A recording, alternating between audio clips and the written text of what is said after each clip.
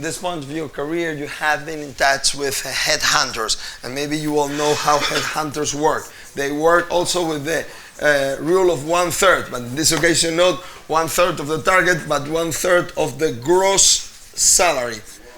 Okay, every time the company wants to recruit an executive, for instance, I don't know, a chief marketing officer, if they go and hire the services of a headhunter, the headhunting company will charge us, if we are hiring their services, they will charge us 1/3 of the gross salary of the guy that we are recruiting on the first year.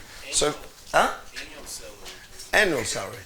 So it's a rule that applies worldwide. Okay, so for instance, this guy is going to make 90,000 euros a year. The headhunting company will take 30,000 euros. Okay, well, in the past, when the economy was in good shape, most companies were ready to pay for the headhunters because besides that you had no other option. Imagine your director of marketing leaves the company and you need to get him replaced in a hurry. What on earth can you do? You have to go hire the service of a headhunter and pay whatever he asks you for, being able to have a replacement for this executive that left the company as soon as possible. But now with all these social media, well, we are able to do it in a completely different way. We're able to do it ourselves. We don't need the services of a headhunter anymore, okay? Because at the end, all the information is in social media. Is there anyone here who doesn't have an account in LinkedIn? All of you have an account in LinkedIn, don't you? Okay, so you are all recruitable and you all have your information there. So, it's been a while already, like 3 years since the most innovative companies are starting to digitally transform the way they did their recruitment. Okay, and instead of paying a fortune to the headhunters for doing these selection processes for them, the human resources themselves, the human resources officers and offices themselves are starting to do this. How? Well, go into social media and plainly trying to identify a group of candidates that could fit the position. Okay, so you see it here. In 2012, as usual, the Americans are 3 or 4 years ahead of us. In 2012, already 92% of the big US companies were already doing social media recruiting. We're recruiting using social media. Of course, this has implications on both sides of the table. On the side of the table corresponding to the human resources officer, on the side of the table corresponding to us executives. Because if we want to be recruited, if we want to increase our employability and our level of influence, what do we need to do? We need to reinforce our presence in social media. Okay, so that's why we have started talking about digital self-branding. Self-branding is nothing new. As I was commenting yesterday with some of the people who were dining at my table, self-branding started to be lectured in Harvard back in the 50s of the previous century. So it's nothing new. Okay, it's mandatory to have, if you want to obtain an MBA in Harvard, you always have had, thank you very much, you always have had to take a module in self-branding, because Anglo-Saxon executives have it very clear. One of the most important assets that an executive count on is how well connected he or she is. Okay, and you need to devote time to this. You need to devote time to have good connections, and it's something that here in Southern Europe, both Balkan and Latin countries, we don't devote that much time to this. We work like crazy for our companies, and we forget that we should be investing at least 1 or 2 hours a week to try to develop our own brand. An American executive has it crystal clear. Okay, if you ask an American executive what he has done this month in order to improve his self-branding, he will be answering you not less than 3 or 4 actions he has taken. He has gone to a congress, he has been meeting with journalists, he has been talking to a blogger, so the blogger will mention him, and so on, because he knows that, well, On one side, the most influential he is, the best for the company he's working for.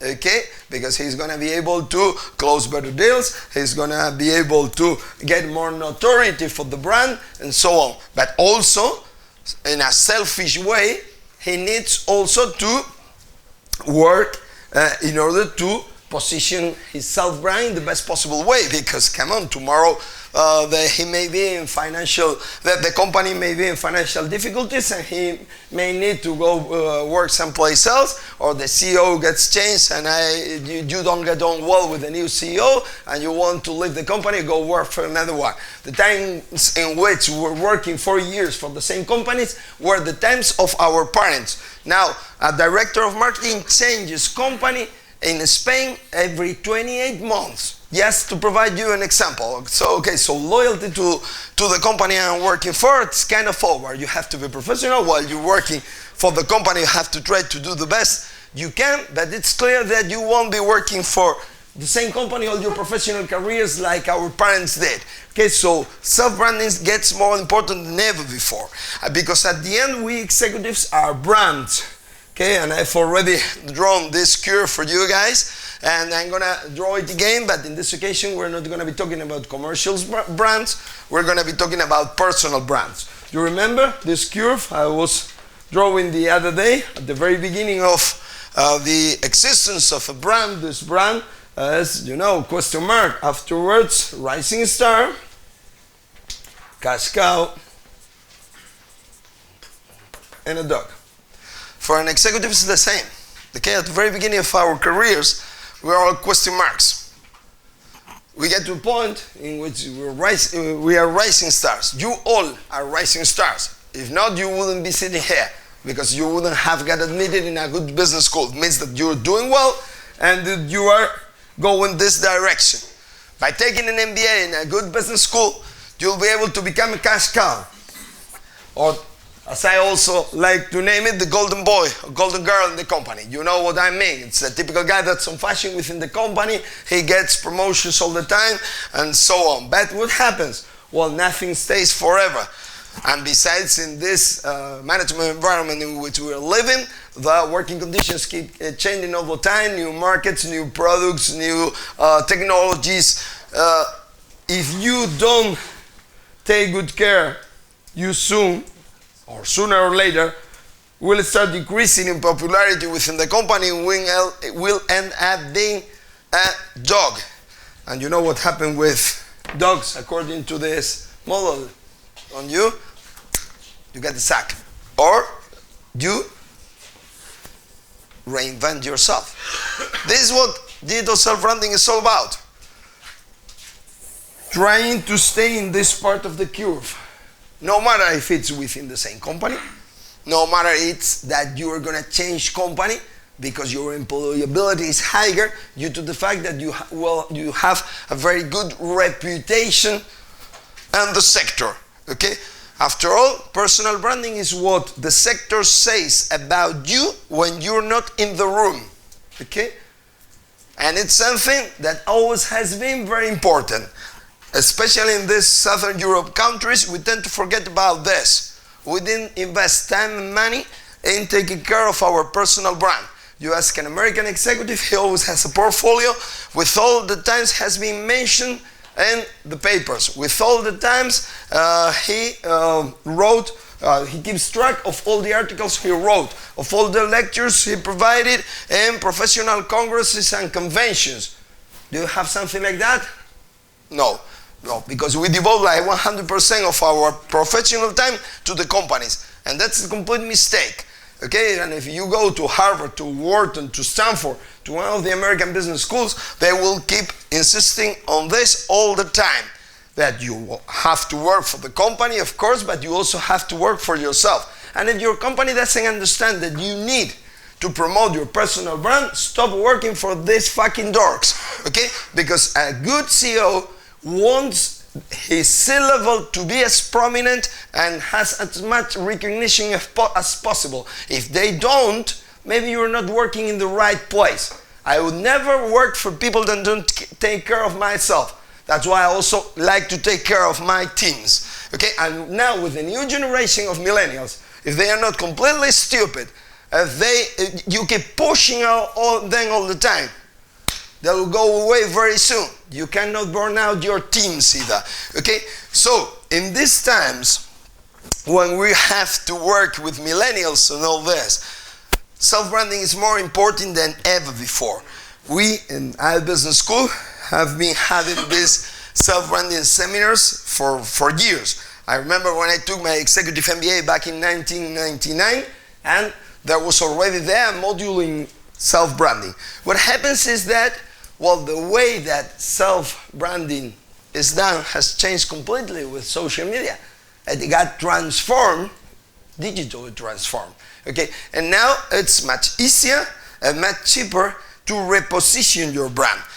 And the past, it was very expensive and also very time consuming to reposition your brand. It happened to me several times already.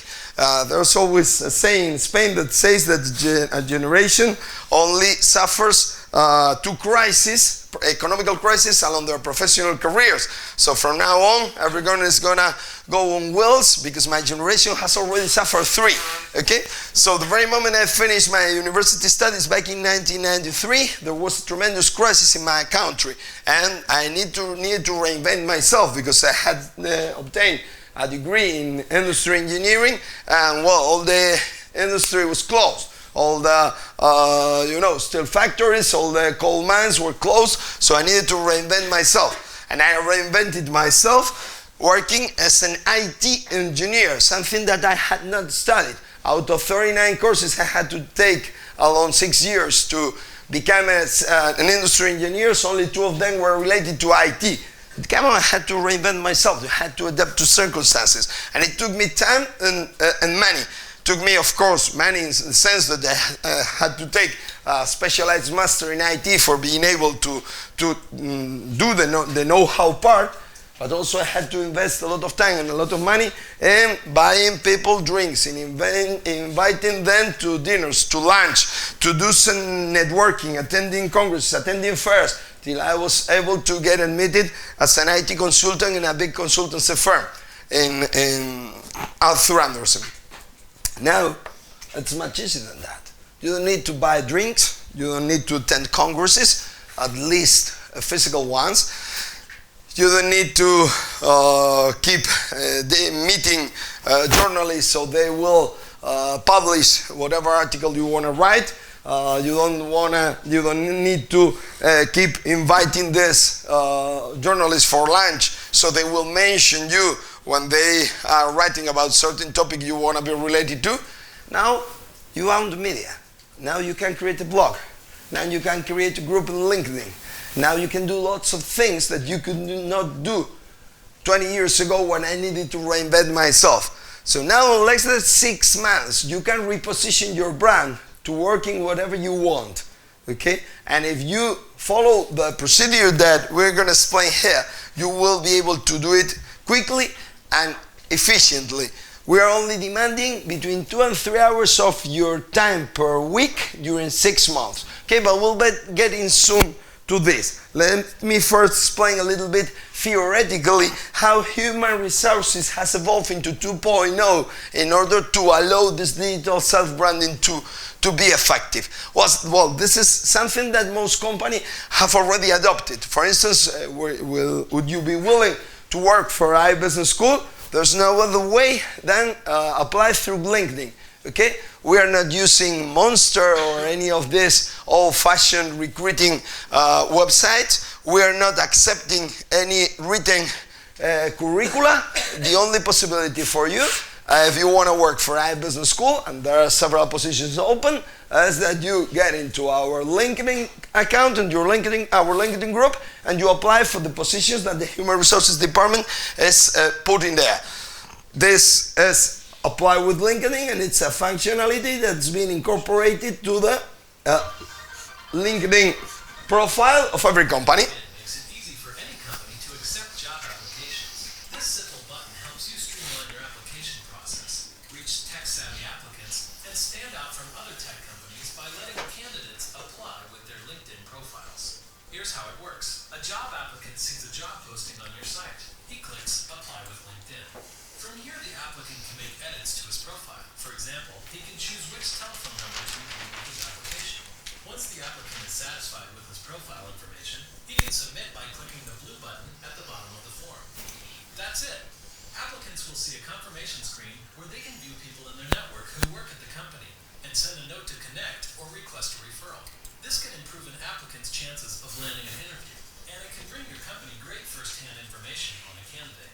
Also, a company can choose to receive an email with a brief summary of each applicant, or in some cases, the applicant information can be automatically entered into a company's tracking systems. It only requires a few lines of code to get started. Add the Apply with LinkedIn button to your open positions and start finding top talent today. So you don't need headhunters anymore.